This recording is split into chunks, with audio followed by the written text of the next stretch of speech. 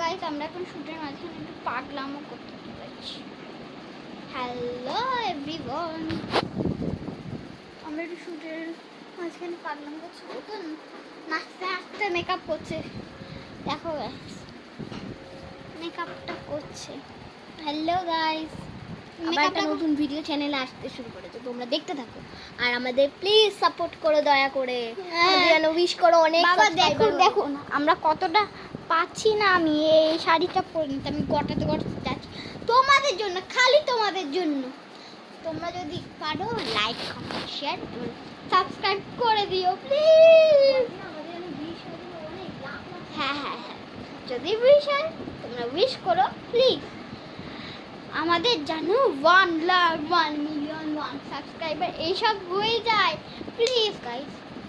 তো পরের পার্টটা দেখতে লাগবে। Bye bye.